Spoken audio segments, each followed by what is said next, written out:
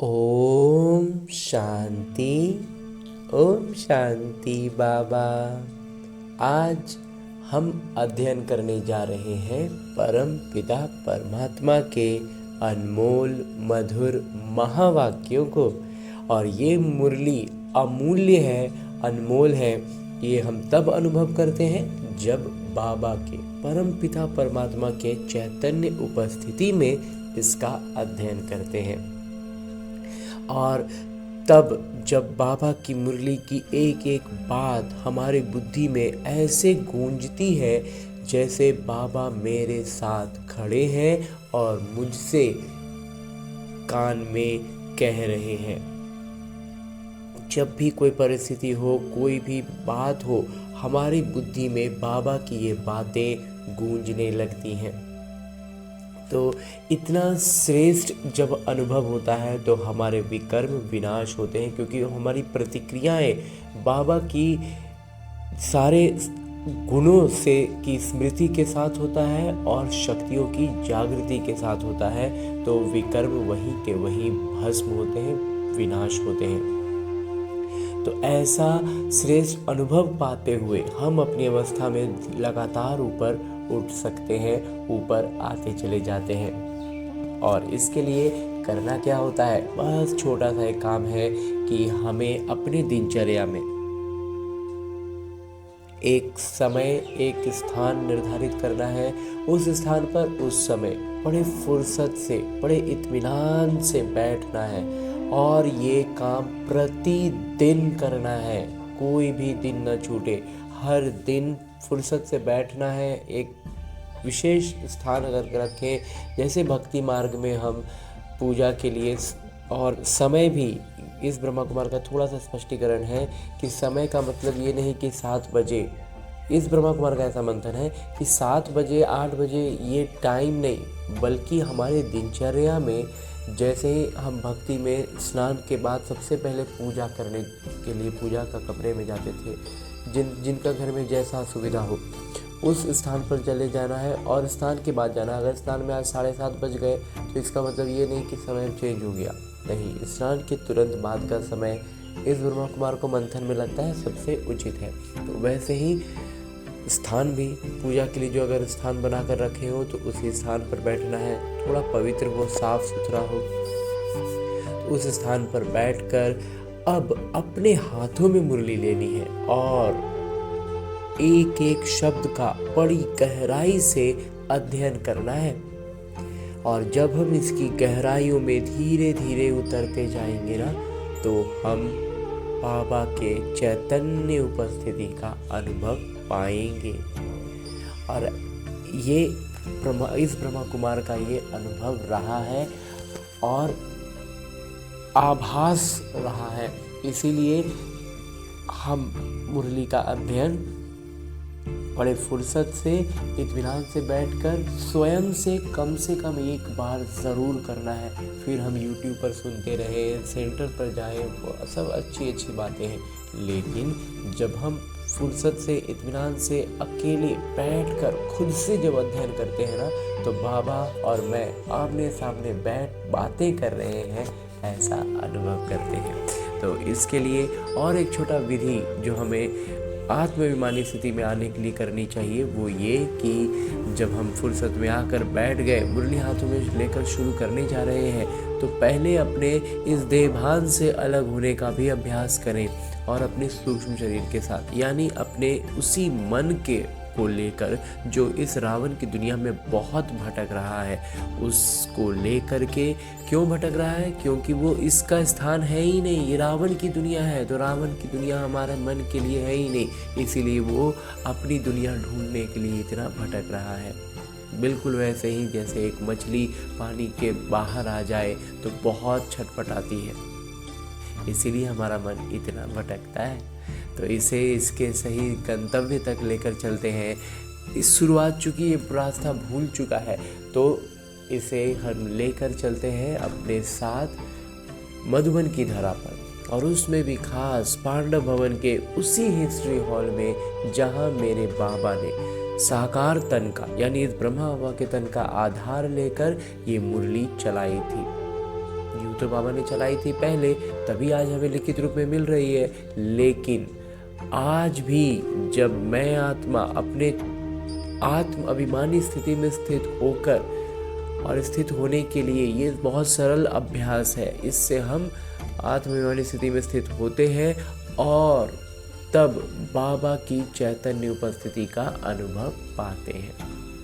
और उसकी अनुभूति का सबसे पहला पायदान ये होता है कि जैसे ही मैं आत्मा खुद को उस स्थान पर अनुभव करता हूँ, परमात्मा के सानिध्य में पहुँचता हूँ, तो मुझ आत्मा के सारे आत्मिक गुण, पवित्रता, शांति, प्रेम और सुख की भरपूरता का एहसास होता है।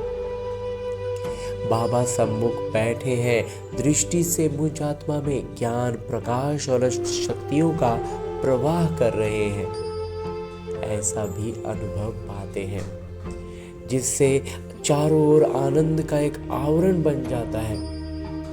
और उस आवरण में मैं और मेरे बाबा बड़े फुर्सत से बैठ बातें करते हैं। तभी तो मेरे बाबा अपने दिल की बातें इसी मुरली में निहित करके मुझसे कहते हैं,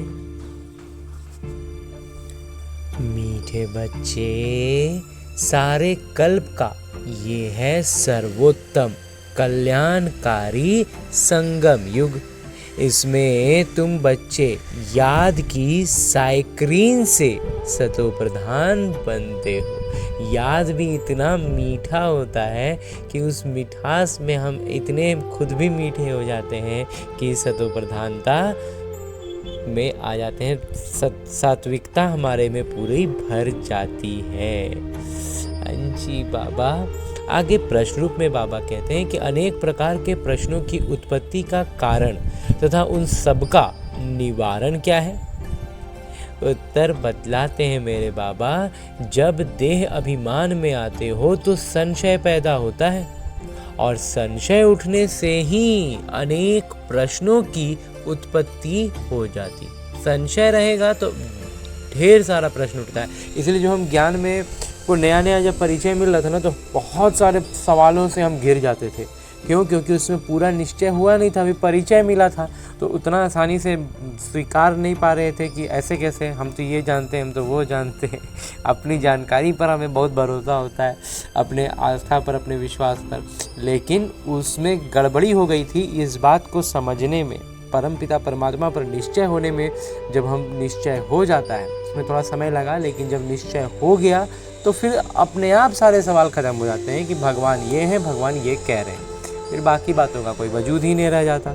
लेकिन जब देह अभिमान में रहते हैं, संशय में रहते हैं, तो अनेक प्रश्नों की उत्पत्ति हो जाती है। बाबा कहते, मैंने तुम बच्चों को जो धंधा दिया है, जो व्यवसाय दिया है, पतित से पावन बनो और बनाओ। इस व्यवसाय में रहने से सब प्रश्न खत्म हो जाएंगे। बाबा कहते ये व्यवसाय तुम करते रहो, फिर सब प्रश्न अपने ही खत्म हो जाएंगे। गीत है, तुम्हें पाके हमने जहाँ पा लिया है, तेरा शुक्रिया है, तेरा शुक्रिया है। ओम शांति। मीठे मीठे रूहानी बच्चों ने गीत सुना। ये किसने कहा, मीठे मीठे रूहानी बच्चे? जरूर रूहानी पिता ही कह सकते हैं, पिता ही तो बच्चे को बच्चे कहेंगे ना। मीठे मीठे रूहानी बच्चे अभी सम्मुख बैठे हैं और बाबा बहुत प्यार से समझा रहे हैं। अब तुम जानते हो, सिवाय रूहानी पिता के सर्व को सुख शांति देने व सर्व को इस दुख की दुनिया से, इस दुख से मुक्त करने वाला दुनिया भर में और कोई मनुष्य हो नहीं सकता, और कोई भी पूरी इस दुनिया में नहीं हो सकता जो इस दुख से किसी को छुड़ा सके। इसलिए दुख में बाबा को याद करते रहते हैं। इसलिए तो भगवान को याद करते हैं ना, कि वही है जो हमें इस दुख से निकाल सकते हैं। तुम बच्चे सम्मुख बैठे और हम उन परमपिता परमात्मा के जो हमारे दुख से निकालने वाले हैं, उनके हम इतने करीब आकर बैठे हैं। जानते हो बाबा हमको सुखधाम के लायक बना रहे हैं। हाँ जी बाबा, सदा सुखधाम का मालिक बनाने वाले बाबा के सम्मुख आए हैं, जो सदा के लिए हमें सुखधाम का निवासी बना देंगे। और कहते हैं उनके सम्मुख हम आकर बैठे हैं। कितना नशा है इस बात का। अभी समझते हो, सम्मुख सुनने और दूर रहकर सुनने में बहुत फर्क है। हम जब देह अभिमान में बस एक मुरली को ड्यूटी की तरह सुनते पढ़ते हैं ना, तो बस वो एक है, हाँ दिन भर में एक बार पढ़ना है, सुनना है, सुन लिए वो उसमें। और जब फुर्सत से बैठकर बाबा के सम्मुख चैतन्य उपस्थिति में सूक्ष्म शरीर के साथ जब बाबा के सम्मुख बैठकर सुनते हैं ना, उसमें जमीन और आसमान से भी ज़्यादा का फर्क अनुभव करते हैं। मधुबन में सम्मुख आते हो, उस समय तो बाबा साकार में थे, तो सम्मुख की बात उस साकार में कर रहे हैं, लेकिन अभी हमें जो हम अनुभव करते हैं सूक्ष्म शरीर के साथ, उस अनुभव के साथ ये ब्रह्मा कुमार कह रहा है। तो मधुबन मशहूर है। मधुबन में उन्होंने श्री कृष्ण का चित्र दिखाया है। अभी तो मधुबन जाते हैं, पांडव भवन के द्वार पर ही श्री कृष्ण का तस्वीर लगा है ना, परंतु श्री कृष्ण तो है नहीं। तुम बच्चे जानते हो, यहाँ तो घड़ी घड़ी अपने को आत्मा निश्चय करना है, इसमें मेहनत लगती है। घड़ी घड़ी बाबा कहते हैं अपने को आत्मा निश्चय करना। बार बार हम देह अभिमान में फंसते हैं, क्योंकि 63 जन्मों से इसमें उलझे हुए थे ना, तो हर एक प्रतिक्रिया हमारी इन्हीं पुराने संस्कारों से होने लगती है, रावण वाले संस्कारों से। लेकिन हमें बार बार याद करना है, ये सजगता रखना भी तो मेहनत है ना। तो मैं आत्मा बाबा से वर्षा ले रही हूँ। बाबा एक ही समय आते हैं सारे चक्र में, पूरे चारों युगों के चक्र में एक ही बार आएंगे ना। तो ये कल्प का सुहावना संगम युग है, इसका नाम रखा है पुरुषोत्तम। यही संगम युग है जिसमें सभी मनुष्य मात्र उत्तम बनते हैं। अभी तो सभी मनुष्य मात्र की आत्माएं तमो प्रधान हैं, सो फिर सतो प्रधान बनती हैं। सतो प्रधान है तो उत्तम है। बाबा कहते हैं सतो प्रधान बन गए मतलब उत्तम बन गए ना। तमो प्रधान होने से मनुष्य भी कनिष्ठ बनते हैं। तो अब बाबा आत्माओं को सम्मुख बैठ समझाते हैं। सारा किरदार आत्मा ही निभाती है, न कि शरीर। शरीर किरदार थोड़ी निभाता, शरीर किरदार निभाने के लिए दिया गया यंत्र है, औजार है।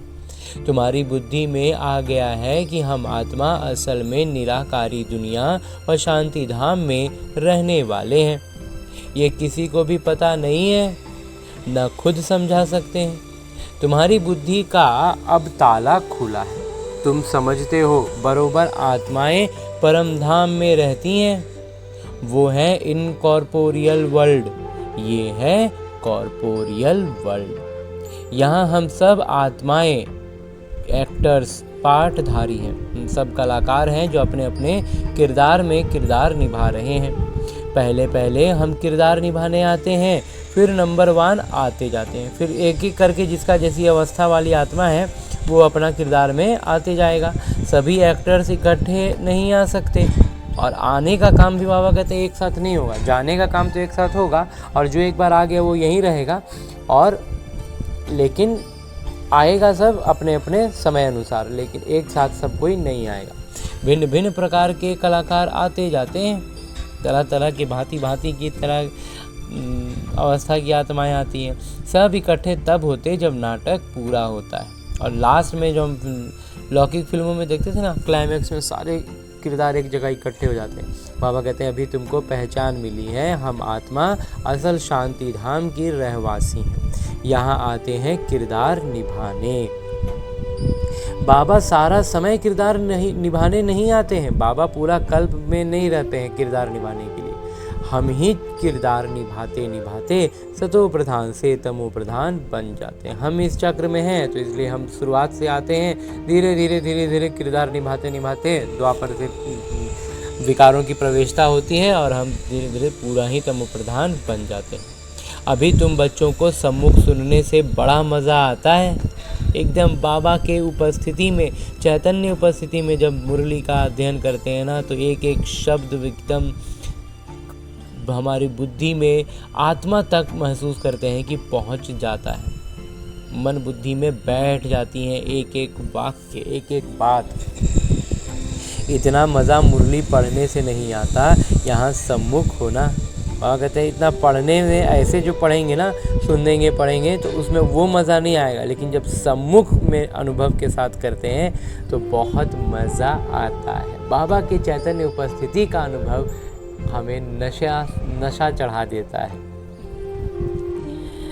तुम बच्चे समझते हो कि भारत गॉड गॉडेस का स्थान था, देवी देवताओं की पवित्र भूमि थी ये भारत, ये अभी हम समझते हैं, लेकिन अभी नहीं है। लेकिन वो देवी देवताएं अभी तो नहीं हैं। चित्र देखते हो, था जरूर, लेकिन बाबा कहते हैं चित्र तो देखते हो, इसका मतलब था जरूर, ये भूमि देवी देवताओं की पावन भूमि थी। हम वहाँ के रहवासी थे, पहले पहले हम देवता थे।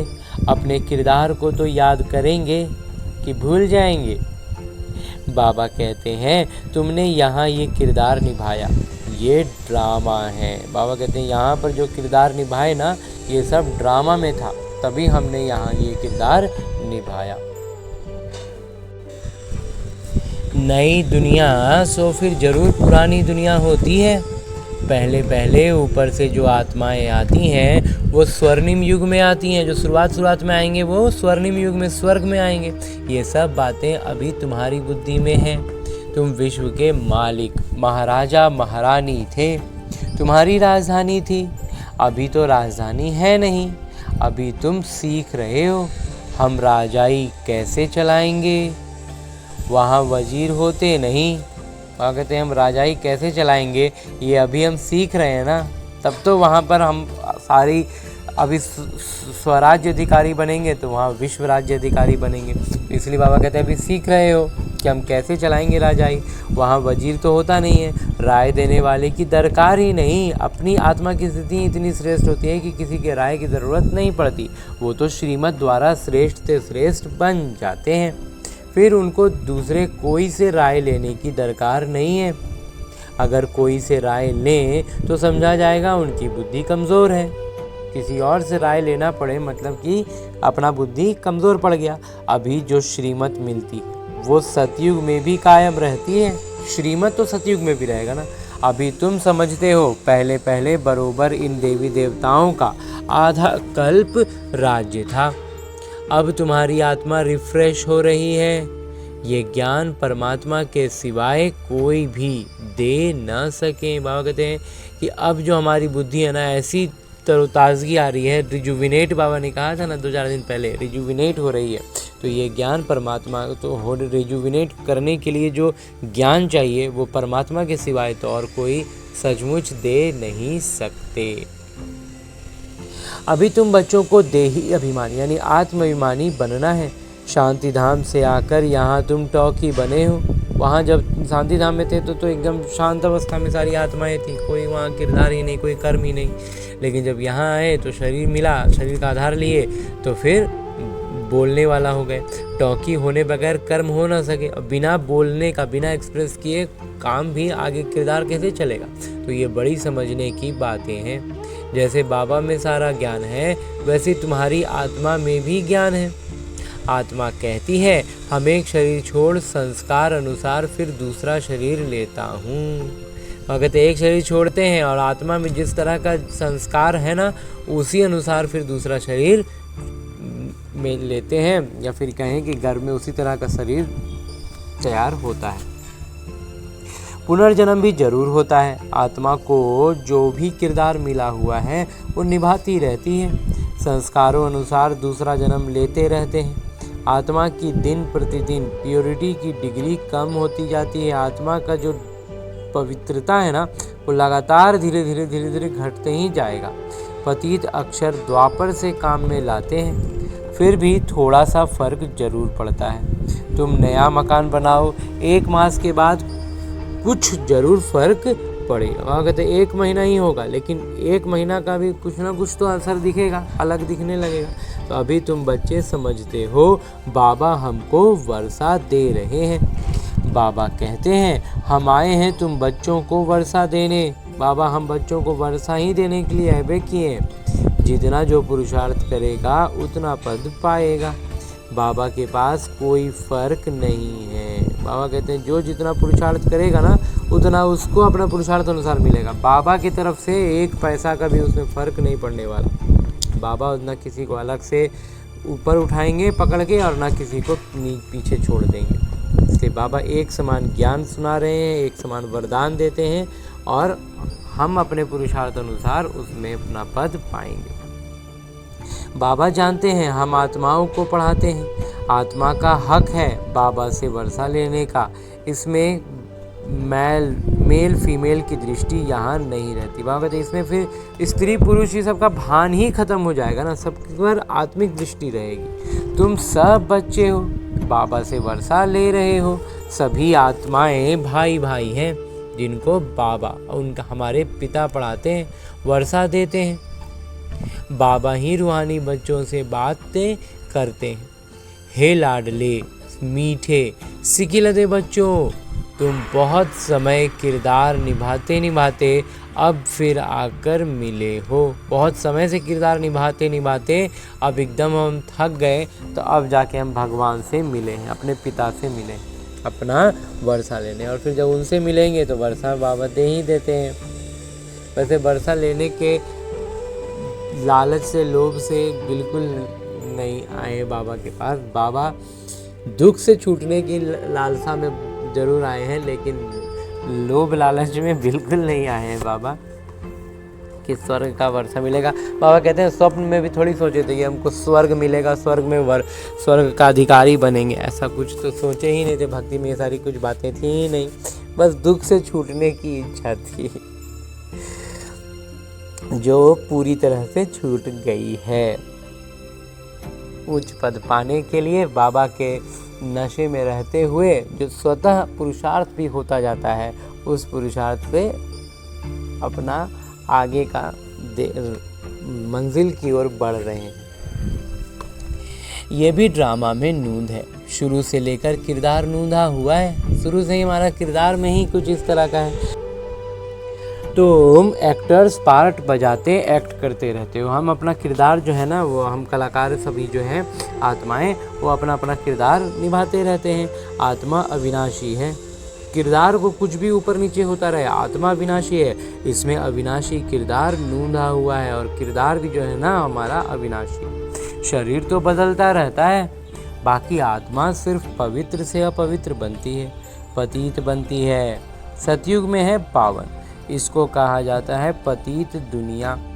जब देवताओं का राज्य था तो वाइसलेस वर्ल्ड थी। जब देवताओं का राज्य रहेगा तो ऐसे भी स्वाभाविक है कि दुनिया एकदम से निर्विकारी रहेगी, यथा राजा रानी तथा प्रजा। तो अभी नहीं है, लेकिन अभी ना उनका राज्य है और ना ही सभी के सभी तत्व प्रधान है। तो ये खेल है ना, नई दुनिया सो पुरानी दुनिया, पुरानी फिर नई दुनिया। अभी सुखधाम स्थापन होता है, बाकी सब आत्माएं मुक्ति धाम में रहेंगी। अभी ये बेहद का नाटक आकर पूरा हुआ है। सब आत्माएं मच्छरों मिसल जाएंगी। इस समय कोई भी आत्मा आए तो पतित दुनिया में उनकी क्या वैल्यू होगी। अगर अभी कोई आत्मा आएगा भी तो इतना पतित दुनिया है ना कि वो कुछ अलग पता भी नहीं चलेगा। और ऐसे भी बाबा का पहले के मुरली बाबा ने कहा हुआ है कि एक जन्म भी जो जिनका है ना, एक जन्म के लिए आते हैं ना, वो भी शुरुआत होती है उनके 55 सात्विक अवस्था से, फिर वो तुरंत राजसिक में जाएंगे और उसी एक जन्म में वो तमो प्रधान भी हो जाएंगे। क्योंकि इस चक्र में तो सबको आना है, सत्व प्रधान, रजो और तमो में। तो बाबा कहते हैं वैल्यू उनकी है जो पहले पहले नई दुनिया में आते हैं। इसलिए बाबा कहते हैं मोल तो उनका हुआ ना जो शुरुआत से आए और इतना समय लगा उनको, धीरे धीरे वो पतित हुए। तो मोल तो उन आत्माओं का है ना। तो तुम जानते हो जो नई दुनिया थी वो फिर पुरानी बनी है, तो उन्होंने सुख का अनुभव किया, सुख में रहे और सतो प्रधान दुनिया के लायक रहे। अभी जो है आत्माएं वो तो उस तरह की है नहीं, उसको तो एक तरह से निम्न श्रेणी की ही आत्माएं हो गई। इसलिए बाबा कहते हैं कि नई दुनिया में हम देवी देवता थे, वहाँ दुख का नाम नहीं था। यहाँ तो अथाह दुख है, यहाँ तो दुख अनंत टाइप का नज़र आता है। जब तक ज्ञान नहीं होता है दुख लगता है कि कहते हैं ना ये दुख ख़त्म काहे नहीं होता है वाला हिसाब लगता था। बाबा आकर दुख की दुनिया से मुक्त करते हैं और बाबा आते हैं तो हमें इस दुनिया से ही निकाल देते हैं, इस दुनिया से ही अलग करने का पूरा ज्ञान दे देते हैं। ये पुरानी दुनिया बदलनी ज़रूर है। तुम समझते हो बरोबर हम सतयुग के मालिक थे, फिर 84 जन्मों के बाद ऐसे बने हैं। बाबा इतना स्पष्ट हमें बतलाते हैं कि जो बच्चे फूल की तरह तैयार हो जाते हैं पूरी तरह से, बाबा उनको एक अलग बर्तन में निकाल लेते हैं।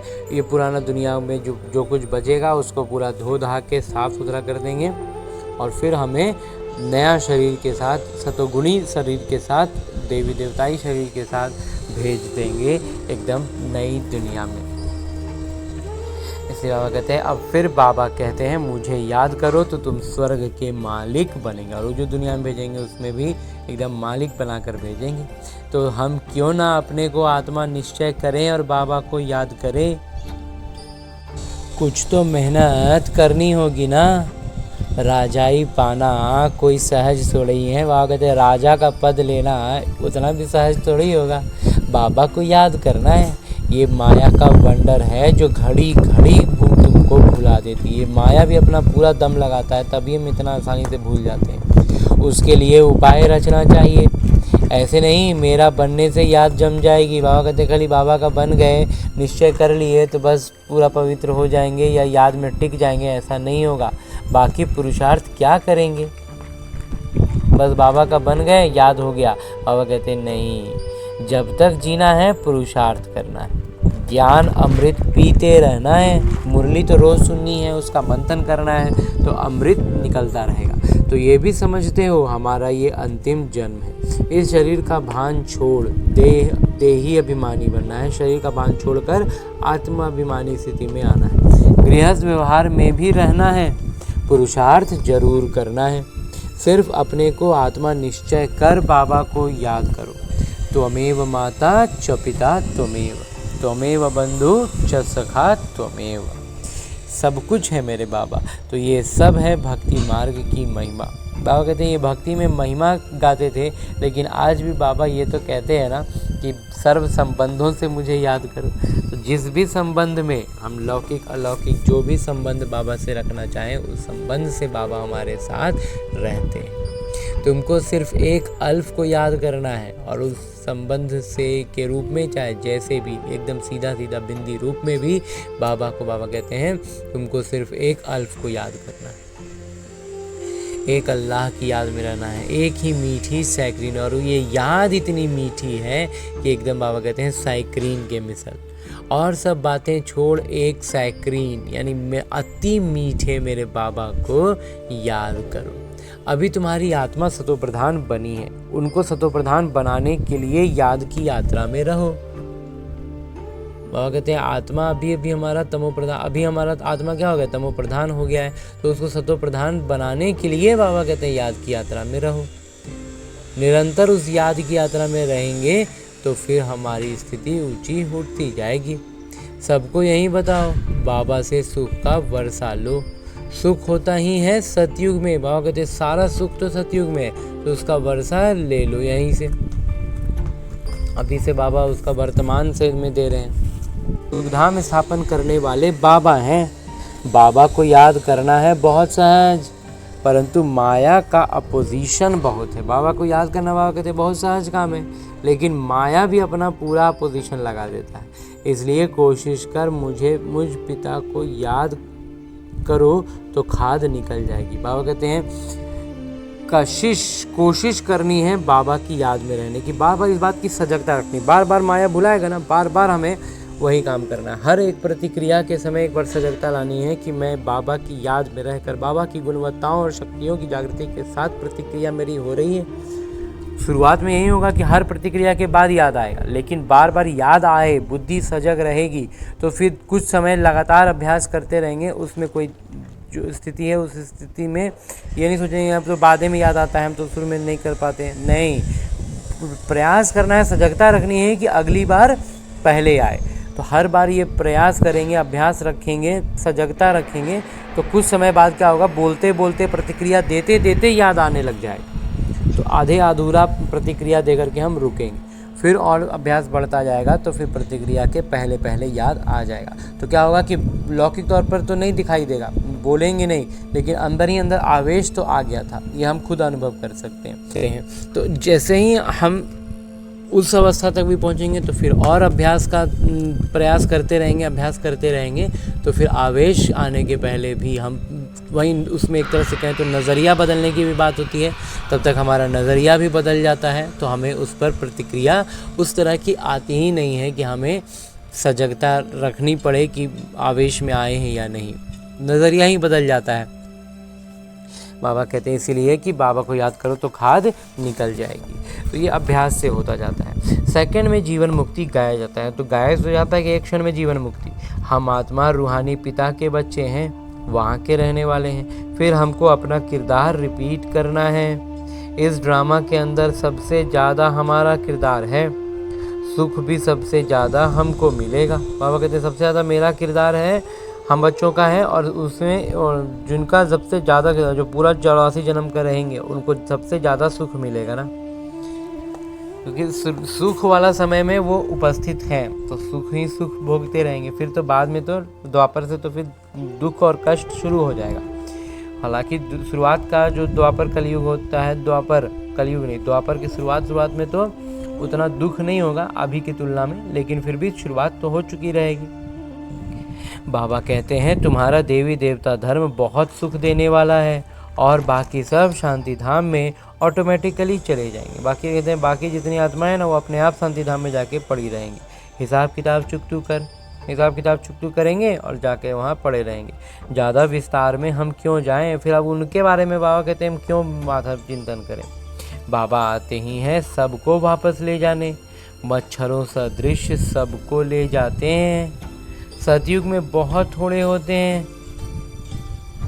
ये सारा ड्रामा में नून है। शरीर खत्म हो जाएंगे, बाबा कहते हैं सब कुछ खत्म हो जाएगा, लेकिन आत्मा जो है ना अविनाशी है, जिसका जो किरदार है, जो सतयुगी आत्मा है, वो वहाँ पहुँच जाएंगी। बहुत थोड़ी आत्माएं पहुँचेंगी, शरीर खत्म हो जाएंगे। आत्मा जो अविनाशी है वो हिसाब किताब चुकतू कर चली जाएगी। ऐसे नहीं कि आत्मा आग में पड़ने से पवित्र होगी, ये लौकिक आग से आत्मा पवित्र थोड़ी होगी। आत्मा को याद रूपी योग अग्नि से ही पवित्र होना है। योग की अग्नि है ये, और योग की जो अग्नि है वो यही है जो बाबा हमें दे रहे हैं, सिखला रहे हैं, बतला रहे हैं। उन्होंने फिर नाटक बैठ बनाए हैं। सीता आग से पार हुई, आग से कोई थोड़ी ही पावन होना है। बाबा कहते हैं उससे पावन सतो प्रधानता का कोई प्रतीक ये बात थोड़ी है, लौकिक में बस कहानी है, बना दिया। बाबा समझाते हैं तुम सब सीताएं इस समय पतित हो, रावण के राज्य में हो। अब एक बाबा की याद से तुमको पावन बनना है। बाबा कहते हैं अब एक बाबा की याद में रहेंगे और हम पूरा पावन बन जाएंगे। राम एक ही हैं। अग्नि अक्षर सुनने से समझते हैं आग से पार हुई। कहाँ योग अग्नि और कहाँ वो। बाबा कहते हैं कहाँ ये योग अग्नि की बात है और कहाँ वो लौकिक अग्नि की बात कर देते हैं। आत्मा परमपिता परमात्मा से योग रखने से ही पतित से पावन होगी। बाबा कहते हैं आत्मा जो है ना वो जितना ज़्यादा परमपिता परमात्मा से योग में रहेगी, उतना ज़्यादा उनकी याद में रहेगी, उतना ज़्यादा पावन होती जाएगी। रात दिन का फर्क है, और बाबा कहते हैं दोनों में फ़र्क जो है ना बिल्कुल रात और दिन का है। हेल में सब सीताएं रावण की जेल में शोक वाटिका में हैं। बाबा कहते हैं रावण की जेल में आज भी बहुत से आत्माएं हैं जो बाबा कहते हैं सीताएं हैं वो रावण की जेल में शोक वाटिका में, फिर जो फंस जाते हैं तो फिर शोक मनाते हैं, तो बाबा कहते हैं उसी शोक वाटिका में बैठे। यहाँ का सुख तो काग विष्ठा के समान है। बाबा कहते हैं और यहाँ जो सुख मिल रहा है वो काग विष्ठा के समान है, भेंट की जाती है। स्वर्ग के सुख तो अथाह है। और कहते तुलना करते हैं यहाँ से तो देखते हैं कि स्वर्ग में जो है ना वो सुख अथाह है, अथाह सुख है स्वर्ग में। हाँ जी बाबा, तुम आत्माओं की अभी शिव साजन के साथ सगाई हुई है, तो आत्मा फीमेल हुई ना। शिव बाबा कहते हैं सिर्फ मुझे याद करो तो तुम पावन बन जाएंगे।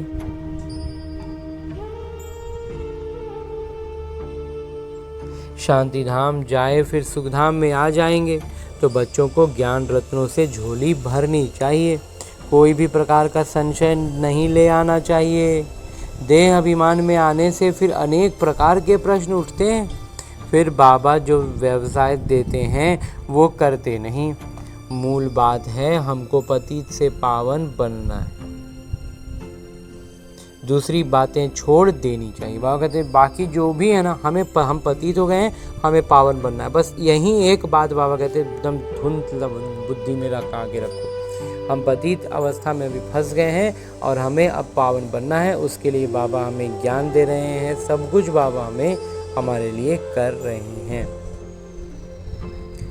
इसलिए कहते हैं बाकी दूसरी बातें छोड़ देनी चाहिए। राजधानी की जैसे रस्म रिवाज होगी वो चलेगी, फिर राजधानी को जैसे चलना होगा, जो चलना होगा वो तो चलेगा ना। किरदार तो जैसा है वैसे ही रहेगा।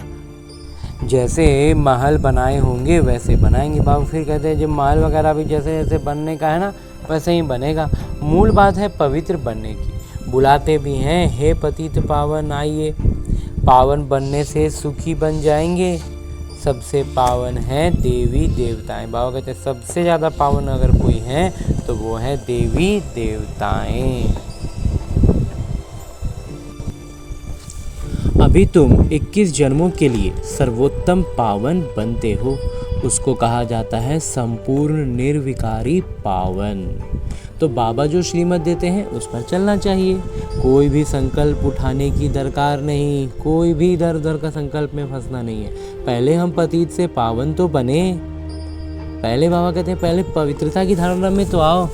तो इस ब्रह्मा कुमार का भी यहाँ पर छोटा सा अनुभव भी है, मंथन भी है कि जब पवित्रता की धारणा में आए, पूरी तरह से पवित्रता का सोचा कि एकदम से पवित्रता में ही रहना है, तब बुद्धि में बातें रुकनी शुरू हुई। नहीं तो हम पढ़ते हैं, सुनते हैं और वो सब निकल जाती हैं, क्योंकि विकार की उफान में आता है और सारा ज्ञान का बात उस समय आदमी भूल जाता है। तो लेकिन जब धीरे धीरे वो भी, लेकिन पवित्रता भी एकदम से एक दिन में नहीं हुआ, उसमें भी समय लगा। लेकिन जब समय लगता है धीरे धीरे उसको हम कम करते जाते हैं।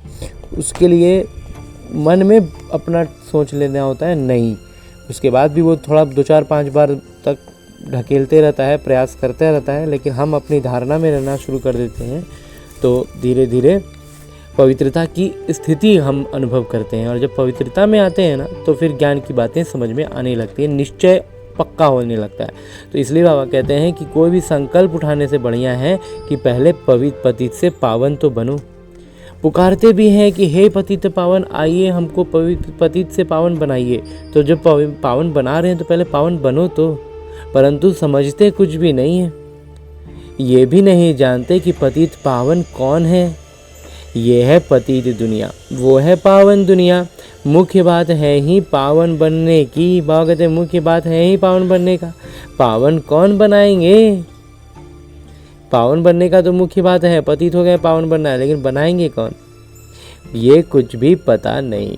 पतित पावन कह कर पुकारते हैं, परंतु बोलो कि तुम पतित हो तो बिगड़ पड़ेंगे। लेकिन सामने से किसी को पतित कह दिया जाए ना एकदम से तो एकदम लाल पीला होने लगेगा। अपने को विकारी कोई भी समझते नहीं, खुद को विकारी नहीं समझते, पूरा दुनिया को विकारी समझते हैं, उसी दुनिया में खुद रहते हैं, लेकिन खुद विकारी नहीं है। कहते हैं गृहस्थी में तो सब थे, राधे कृष्ण लक्ष्मी नारायण को भी बच्चे थे ना, लेकिन वहाँ योग बल से बच्चे पैदा होते हैं ये भूल गए हैं। सोचते हैं कि वहाँ भी विकार ही होगा, तो इसलिए अभी का विकार को सही मानते हैं। लेकिन वास्तव में ब्रह्मा कुमार को बाद में जैसे जैसे पवित्रता की धारणा में रहने लगे समझ में आया कि वास्तव में हमें इस विकार में उलझाए रखने के लिए हमें ये सारी बातें वास्तव में बतलाई गई। कि जो हमारे सब कॉन्शियस को कहते हैं ना, उसमें ये बात आ जाती है कि जब हमारे भगवान ने ये काम किया है तो हम कर रहे हैं तो गलत कैसे, तो ये गलत नहीं है, तो उसको सही समझ रहे हैं, और सही समझ रहे हैं तो फिर करे जा रहे हैं, उलझे हुए हैं। तो इसलिए उस बात से हमें अपनी बुद्धि को सजग करना है, समझना है कि जानबूझ के हमें उलझाने के लिए ऐसे किया गया है। उनको वाइसलेस वर्ल्ड स्वर्ग कहा जाता है। बाबा कहते हैं वो निर्विकारी दुनिया है, इसलिए तो वो स्वर्ग है ना, वो है शिवालय। बाबा कहते हैं पतित दुनिया में एक भी पावन नहीं। ये बाबा तो पिता, शिक्षक और सद्गुरु हैं जो सबको सद्गति देते हैं। वो तो एक गुरु चले गए तो फिर बच्चे को गद्दी देंगे, वहाँ तो एक गुरु है तो उसके पीछे जो शिष्य को दे दिए उनका हो गया, अब वो कैसे सद्गति में ले जाएंगे? तो अगर वो सद्गति में थोड़ी ले जा सकते हैं लौकिक गुरु। सर्व के सद्गति दाता है ही एक। सतयुग में सिर्फ देवी देवता होते हैं, बाकी इतनी सब आत्माएं शांति धाम में चली जाएंगी। रावण राज्य से छूट जाते हैं। इतना है कि रावण राज्य से छूट जाते हैं। बाबा सबको पवित्र बना कर ले जाते हैं, चाहे सजाएं खाकर चाहे जैसे भी, लेकिन पवित्र होकर के ही यहाँ से जाते हैं। रावण की दुनिया से मुक्त हो जाते हैं। मुक्ति जो चाहते हैं ना, उनको मुक्ति मिल जाती है। पावन से फिर फट से कोई पतित नहीं बनते हैं। फिर एक बार पावन हो गए ना तो एकदम से फिर पतित थोड़ी बनते हैं, नंबरवार उतरते हैं। सतो प्रधान से सतो, रजो, तमो, फिर तमो प्रधान। तो तुम्हारी बुद्धि में 84 जन्मों का चक्र बैठा है।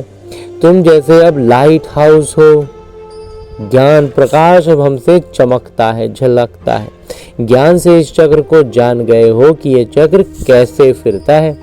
अभी तुम बच्चों को और सबको रास्ता बताना है। बाकी बाबा कहते हैं और जितनी आत्माएं ना, सबको ये रास्ता बताना है। सब नैयाएं हैं, तुम पायलट हो।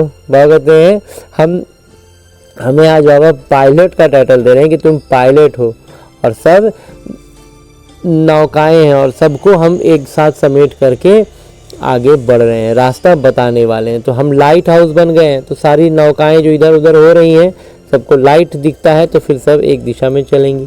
इसलिए हमें आगे आगे वो लाइट हाउस बन करके रहना है। सबको बोलो आप शांति धाम सुख धाम को याद करो, कलयुग दुख धाम को भूल जाओ। ये जो दिख रहा है ना, ये सबको भूल जाओ। ये बस अब खत्म होने ही वाला है। अपने आप को यहाँ से हम उठा सकते हैं। इस ब्रह्मा कुमार का ये मंथन रहा था, जिस पर बाबा ने मुहर भी लगा दिया है कि हमें अब इस जो विकार का कहें, कल्याणकारी विनाश का कहें, उसका इंतज़ार ना करना है और ना उसके लिए कुछ संकल्प करने हैं। हम उसमें उलझना है। हमें बस यही प्रयास करना है कि जो भी आत्माएं इस समय, इस विनाश के समय में भी अगर समझ पाएं और अलग हट पाएं, तो जैसे कहते हैं बाढ़ में सब कुछ बह रहा है, तो जो कुछ भी अच्छा कोई अगर जीवित व्यक्ति बह रहा है तो हम हाथ दे दें और वो हाथ हमारा पकड़ ले, तो हम उसे खींचकर बाहर ले आएँ, तो वो उस बाढ़ में बहने से बच जाएगा। बस यही उद्देश्य रखना है, यही मन में भावना रखनी है। और बाकी विनाश के लिए और भी किसी चीज़ के लिए कोई मन में कोई भी तरह का विकारी ख्यालात, कोई भी बातों में खुद भी उलझना नहीं है कि ऐसा क्यों वैसा क्यों, इतना विनाश हो रहा है, ऐसे हो रहा है वैसे होगा, उस समय नहीं उलझना है। ये एक कल्याणकारी काम है, साफ़ सुथरा होने के लिए है। बस दुनिया को साफ़ सुथरा करना है, धो धा के तैयार करना है सतयुग के लिए, तो इसलिए वो सब कुछ होगा। तो वो सब कुछ जो होगा तो उसमें कोई बह रहा है तो हमें हाथ देते रहना है। कोई पकड़ ले तो ठीक है, नहीं पकड़े तो कोई बात नहीं। हमें अपनी स्थिति का पूरा ध्यान रखना है, मजबूती से अपने आप को, अपने पाँव, अब एक हाथ बाबा का हाथ पकड़े रहना एक हाथ से, और दूसरे हाथ से दूसरी आत्माओं को हाथ देते जाना है। अच्छा, मीठे मीठे सिकिलते बच्चों प्रति माता पिता बाबा का याद प्यार और आशीर्वाद। रूहानी बाबा की रूहानी बच्चों को नमस्ते। हम रूहानी बच्चों की ओर से रूहानी माता पिता को याद प्यार और प्रणाम। धन्यवाद बाबा, धन्यवाद। मुरली के लिए भी धन्यवाद, और इस अनूठे अलौकिक ब्राह्मण जीवन के लिए भी बहुत बहुत बहुत धन्यवाद बाबा, बहुत धन्यवाद। आगे आज की मुरली से लिए गए वो प्रमुख बिंदु हैं जिन्हें हमें अपने ब्राह्मण जीवन में धारण करने हैं। और ब्राह्मण सो फरिश्ता, फरिश्ता सो देवता बनना है। उसके लिए जो सबसे पहली बिंदु है वो है, जब तक जीना है ज्ञान अमृत पीते रहना है। अपनी झोली ज्ञान रत्नों से भरनी है। संशय में आकर कोई प्रश्न नहीं उठाने हैं। अब संशय वाली तो कोई बात करनी ही नहीं है। दूसरा है, योग अग्नि से आत्मा रूपी सीता को पावन बनाना है। किसी बात के विस्तार में ज़्यादा न जाकर देही अभिमानी यानी आत्माभिमानी बनने की मेहनत करनी। कोई भी बात में ज़्यादा दूर तक नहीं उलझना है। हल्का फुल्का ज्ञान मंथन स्वर्ग का भी कर रहे हैं अगर, तो थोड़ा दूर तक समझ में आया, फिर ज़्यादा दूर तक बाबा कहते हैं किसी भी बात का विस्तार में नहीं जाना है। ऐसे होगा वैसे होगा, ये नहीं होगा। ऊपर दो ब्राह्मण बच्चे आपस में उलझ रहे हैं, नहीं ऐसे होना चाहिए, नहीं ऐसे होगा। अरे उस समय बाबा कहते हैं ज़्यादा दूर तक किसी भी बात में मत जाओ, चाहे वो इस लौकिक दुनिया की तो बात ही करना बेकार है, कोई मतलब ही नहीं। बाकी कुछ भी अलौकिकता में ही बहुत सारी चीज़ें होती हैं जिसमें हम हमारे जो ज्ञान का स्तर है उसके हिसाब से हम ऊपर नीचे आगे पीछे होते रहते हैं। तो उसमें बाबा कहते हैं ठीक है, थोड़ा बहुत मंथन करना है, विचार विमर्श करने हैं। जो बाबा कहते हैं चिट चैट करना है तो उसमें ऊपर ऊपर तक, जहाँ तक उलझन नहीं हो रही, जहाँ तक हम मतभेद में नहीं फंस रहे हैं, बस अगर मतभेद जैसी बात हो रही है तो उसको वहीं पर रोक देना है, किसी भी बात के विस्तार में ज़्यादा नहीं जाना है। आत्माभिमानी बनने का मेहनत में अपना पुरुषार्थ ज़्यादा उसी में लगाना, समय उसी में लगाना है। शांति धाम और सुख धाम को याद करना है, और उसके लिए क्या करना है, शांति धाम को याद करना है और सुख धाम को याद करना है। और आगे मेरे बाबा वरदान दे रहे हैं। वरदान देते हुए मेरे बाबा कहते हैं, सदा मनन द्वारा मगन अवस्था के सागर में समाने का अनुभव करने वाले अनुभवी मूर्त भव। बाबा कहते हैं मनन द्वारा अवस्था जो हमारी है ना वो मगन हो जाती है, और उस बाबा के उस अनुभव के सागर में हम लहराने लगते हैं। बाबा कहते हैं समा जाते हैं, और ऐसा अनुभवी मूर्त हम हैं जी बाबा, हैं बाबा। विस्तार से बाबा कहते हैं अनुभवों को बढ़ाने का आधार है मनन शक्ति। बाबा कहते हैं और उस अनुभव को बढ़ाना है तो मनन करते जाओ। मनन वाला स्वतः मगन रहता है। मगन अवस्था में योग लगाना नहीं पड़ता, लेकिन निरंतर लगा रहता है, मगन है उस बाबा की याद में, बाबा के ज्ञान में मगन है। लौकिक दुनिया से कोई सरोकार ही नहीं है, बस जो किरदार है उस किरदार को निभा रहे हैं, बाकी बुद्धि वहाँ लगी है। तो इसलिए बाबा तब उसमें बाबा कहते हैं मेहनत नहीं करना पड़ता, निरंतर लगी रहती है याद। मगन अर्थात मोहब्बत के सागर में समाया हुआ, ऐसा समाया हुआ जो कोई अलग नहीं कर सकता। तो मेहनत से छूटो, सागर के बच्चे हो तो अनुभवों के तालाब में नहीं नहाओ, लेकिन सागर में समा जाओ, तब कहेंगे अनुभवी मूर्त। बाबा कहते हैं अभी क्या कर रहे हैं, अनुभव के तालाब में नहा रहे हैं। मतलब एक अनुभव हुआ, दो अनुभव हुआ, उस दिन ये अनुभव हुआ था, उस दिन बाबा ऐसे, तो 2-4 अनुभवों के तालाब में बाबा कहते हैं मत नहाओ, बाबा की याद में मगन हो जाओ। तो याद करने का पुरुषार्थ नहीं करना पड़ेगा, मेहनत नहीं करना पड़ेगा, तो क्या हो जाएंगे, सागर में समा जाएंगे। तो निरंतर हमारा हर एक प्रतिक्रिया ही बाबा की याद में होगा ना, तो हम अनुभव से सराबोर रहेंगे। तो इसलिए बाबा कहते हैं कि वो हम वास्तविक अर्थ में अनुभवी मूर्त तब रहेंगे, और तब हम किसी को ज्ञान भी सुनाएंगे ना लौकिक में भी, तो वो भी बहुत प्रभावशाली होगा। बाकी सूक्ष्म शरीर के साथ तो सेवाएं करती ही रहनी है, करता ही रहना है। और आगे स्लोगन है, मुरली का उपदेश है, ज्ञान स्वरूप आत्मा वो है जिसका हर संकल्प हर क्षण समर्थ।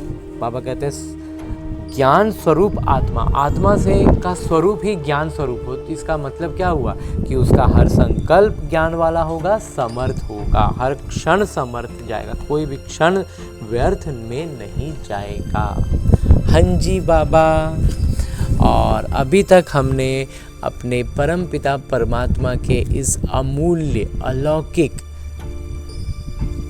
साकार मुरली को परम पिता परमात्मा के चैतन्य उपस्थिति में अध्ययन करने का प्रयास किया और अनुभव भी किया ना।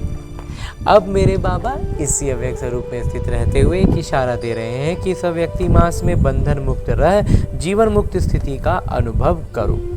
और ऐसा करने के लिए बाबा हर दिन हमें अलग अलग इशारे देकर के इसकी स्पष्टता को बढ़ाते हुए आज जो इशारा दे रहे हैं वो है, यदि कोई भी स्वभाव, संस्कार, व्यक्ति अथवा वैभव का बंधन अपनी तरफ आकर्षित करता है तो बाबा के याद की आकर्षण सदैव नहीं रह सकती। बाबा की याद, बाबा के प्रति हमारा आकर्षण ऐसा होना कि इस तरह का ना कोई स्वभाव, संस्कार, व्यक्ति कोई भी हमको अपनी तरफ वैभव आकर्षित न करे, नहीं तो हम बाबा के आकर्षण से दूर हो रहे हैं। कर्मातीत बनना मतलब सर्व कर्म बंधनों से मुक्त, न्यारे बन, प्रकृति द्वारा निमित्त मात्र कर्म कराना। बाबा कहते हैं न्यारा बनना है। कर्मातीत बनने का मतलब बाबा बताते हैं, कर्मातीत बनना मतलब सर्व कर्म बंधनों से मुक्त, ये तो हम समझते थे। बाबा कहते हैं न्यारे बनना, वो भी समझते थे। अब बाबा कहते हैं प्रकृति द्वारा निमित्त मात्र कर्म कराना, प्रकृति से कर्म कराने वाला निमित्त बनना है।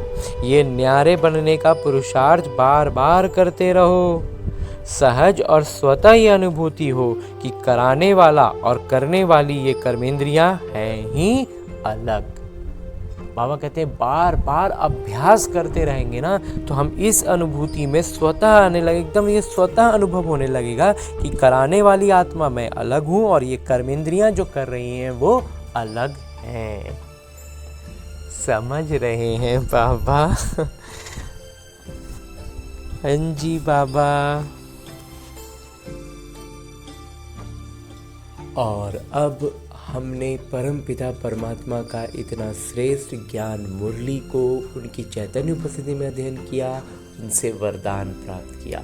इशारे अव्यक्त रूप में स्थित होकर बाबा ने जो इशारा दिया उसे भी जान लिया। अब हमें करना क्या है? हमें अपने इस लक्ष्य को याद रखना है कि हमें लक्ष्मी नारायण बनना है, विश्व महाराजा बनना है। तो करना क्या है? इन सारी ज्ञान की बातों को वास्तविक जीवन में अपनाना है। और ये वास्तविक जीवन भी कहना एक तरह से गलत होगा, क्योंकि ये जो मेरा लौकिक जीवन है ये बस और बस मेरे अभ्यास के लिए है। उसका एक अभ्यास पुस्तिका है जिसमें आने वाली हर परिस्थिति मेरे लिए एक प्रश्न है, और उस प्रश्न का मैं कितना आत्माभिमानी स्थिति में रहकर उत्तर देता हूँ, उस पर अपनी प्रतिक्रिया देता हूँ, वही निर्धारित कर रहा है कि मैं अपने लक्ष्य के कितने करीब पहुँच रहा हूँ। तो इसके लिए अभी फिलहाल हमें लौटना है अपने इस स्थूल शरीर में, अपने इस किरदार, जहाँ मुझे न केवल अपने सारे आत्मिक गुणों की स्मृति रखनी है बल्कि अष्ट शक्तियों की जागृति रखनी है। और उन अष्ट शक्तियों को इस ब्रह्मा कुमार ने अपने मंथन से इस क्रम में सजाया है कि सबसे पहले हमारे भीतर ज्ञान के बाद जो शक्ति जागृत होती है वो होती है सहन शक्ति। जब हम ज्ञान की महीन बातों को नहीं समझ पाते हैं, कुछ स्पष्ट नहीं हो पाता है, या जहाँ पर भी जिस भी परिस्थिति में हम स्पष्टता में थोड़ा भी उलझते हैं, तो अगर लेकिन निश्चय पूरा होता है तो हम सहन शक्ति की जागृति के साथ हर परिस्थिति को पार कर पाते हैं। उसके बाद जो जागृत होती है वो होती है परखने की शक्ति, और उसी के साथ साथ निर्णय करने की शक्ति। अब निर्णय क्या करना है? निर्णय करने के लिए हमारे पास 5 शक्तियाँ हैं कि हमें इन 5 में से कौन सी शक्ति का इस्तेमाल करना है। तो इसमें सबसे पहला इस ब्रह्मा कुमार को लगता है कि है समेटने की शक्ति। समेटने की शक्ति का अर्थ है, इस ब्रह्मा कुमार का मंथन रहा है कि सबसे पहले जो आती है वो है समेटने की शक्ति। समेटना क्या है? अपने उन पुराने संस्कारों को जो रावण के प्रभाव में बने हैं। दूसरा है समाने की शक्ति, वही सारी संस्कार जो अन्य आत्माओं में, संबंध संपर्क की आत्माओं में रावण के प्रभाव में पनपे हैं, विकसित हुए हैं और वो उनसे घिरे हुए हैं, तो उनको उस नज़र से हम देख पाए, इसके लिए हमें शक्ति जो चाहिए वो है समाने की शक्ति। तो उनके रावण के प्रभाव में बने संस्कारों को समाने की शक्ति। उसके बाद जो आती है वो है संकीर्णता की शक्ति। संकीर्णता की शक्ति का अभिप्राय इस ब्रह्मा कुमार के मंथन के अनुसार है कि जहाँ पर हमारा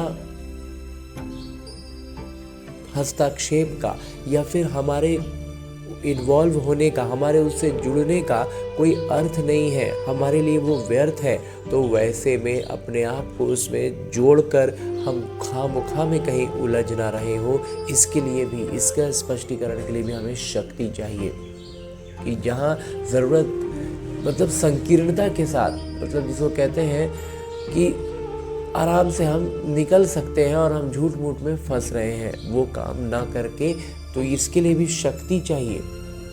तो वही है संकीर्णता की शक्ति। उसके बाद जो है वो है सामना करने की शक्ति। तो ये भी हमें परखना होगा ना कि हम यहाँ से एकदम, मतलब बिना किसी जुड़ाव के एकदम सीधे निकल सकते हैं या फिर हम निकल नहीं सकते, तो हमें उसका सामना करना ही है। तो हम उस परिस्थिति का, उन बातों का अच्छे से सामना कर पाए, उसके लिए भी हमें जो शक्ति चाहिए वही है सामना करने की शक्ति। और उसके बाद जो एक शक्ति है उसका नाम है सहयोग की शक्ति। सहयोग की शक्ति का अर्थ है कि जब हम अपने सारे गुणों और शक्तियों से खुद को भरपूर अनुभव करते हैं, सारी शक्तियों की जागृति के साथ होते हैं, तब हम अन्य आत्माओं को सहयोग दे सकते हैं। यूँ तो हम यहाँ गलती ये करते हैं कि आज हमने पहला ज्ञान समझा और हम दूसरों को बताते हैं, तो ये बहुत खुशी और उमंग उत्साह के लिए ठीक है, लेकिन दूसरों को बताने में अगर हम पीछे हो रहे हैं, हम फिसल रहे हैं, वो हमें खींच ले रहे हैं, तो इसका मतलब है कि हम सहयोग की शक्ति से भी निपुण नहीं हुए हैं। तो जब तक हम खुद का पाँव अच्छे से न जमा लें, हम बाढ़ में किसी बह रहे या व्यक्ति को लौकिक तौर पर अगर उदाहरण के रूप में देखें तो किसी को बहता हुआ क्यों हम रोकें और खुद ही हमारे पाँव जमे नहीं हैं, हमने खुद को रस्सी से कोई चीज़ से बांधा नहीं है, तो फिर हम दूसरों को मदद नहीं कर सकते हैं, हम खुद ही बहने लग जाएंगे। तो इसलिए हमें इस बात का स्मृति रखनी है, इस शक्ति को भी समझना है। तो इस तरह की अष्ट शक्तियों की जागृति के साथ सारे सातों आत्मिक गुणों को स्मृति में रखते हुए सारी प्रतिक्रियाएं हमारे इसी अनुसार हो, ऐसा अभ्यास करने के लिए लौटते हैं अपने इस किरदार में, अपने स्थूल शरीर में। अच्छा, ओम शांति।